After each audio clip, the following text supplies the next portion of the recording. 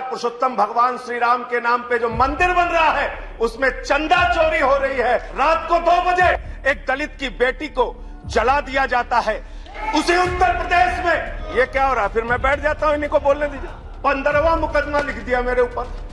Gangster बना रहे हैं सर, मुझे गैंगस्टर बना रहे हैं। अपने इस महत्वपूर्ण बिल पे मुझे अपनी बात कहने का मौका दिया। मैं सबसे पहले तो इस संशोधन का समर्थन करने के लिए आम आदमी पार्टी की ओर से खड़ा हुआ हूं सर। लेकिन ये सरकार जब पिछड़ों के हित में कोई बात कहती है, इनके मंत्री और तमाम सांसद पिछड़ों और दलितों के हित में तमाम योजनाएं लागू करने की बात जब कह रहे थे तो मुझे हंसी आ रही थी।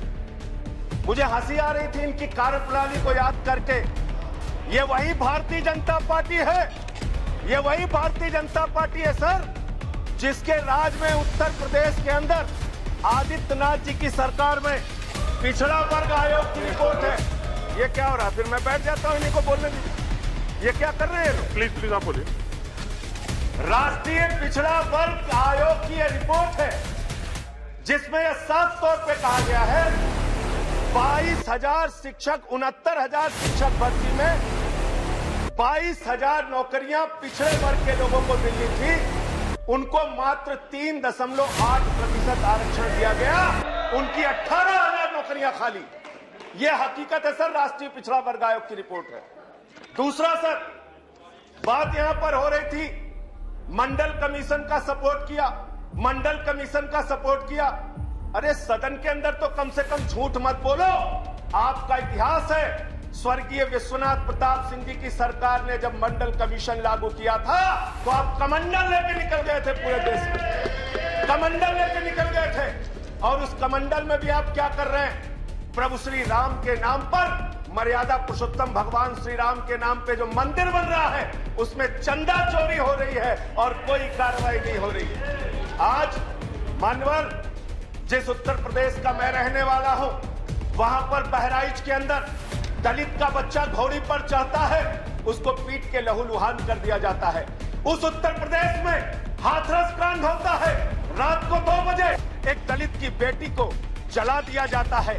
उसी उत्तर प्रदेश में बलिया के अंदर जयप्रकाश पाल जो पिछड़े वर्ग का है, उसको सारी सरकार के सामने, सीओ के सामने, एसडीएम के सामने उसकी हत्या कर दी जाती है। सर, आज ये हालत है। इनके राज्यों में क्या हो रहा है मैं दिखाना चाहता हूं। गुजरात के अंदर मूंछ रखने पे दलित की हत्या हो जाती है, मूंछ रखने पर दलित की हत्या हो जाती है। आपके जहां जहां आपकी सरकारें हैं, जहां जहां आपके राज्य में भारतीय जनता पार्टी की जहां सरकार है, वहां दलितों को, पिछड़ों को, शोषितों को दबाने का काम आपने किया है।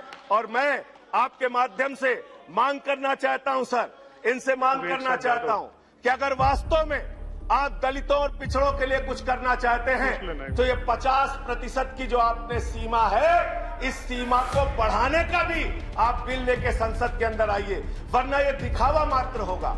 आप एक छोटे से घर में 500 लोगों को रहने के लिए तो कह रहे हैं, लेकिन रहने की कोई व्यवस्था नहीं कर रहे हैं। यानी आरक्षण जब तक आप इसकी सीमा नहीं बढ़ाएंगे तब तक आपका ये दिखावा मात्र है। ये ओबीसी संशोधन बिल जो आप लेकर आए हैं, ये उत्तर प्रदेश के चुनाव, उत्तराखंड के चुनाव और बाकी राज्यों के चुनाव को देखकर लेकर आए हैं। आपकी मंशा कोई पिछड़ों और दलितों को उनका हक देने की नहीं है।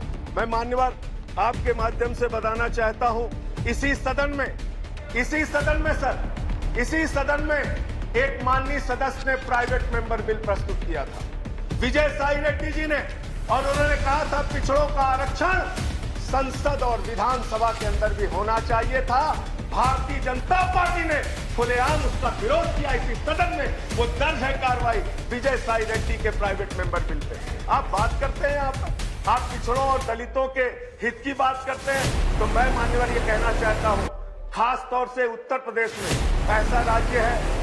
मैं आज सुबह आ रहा था, मुझे पता चला 15वां मुकदमा लिख दिया मेरे ऊपर।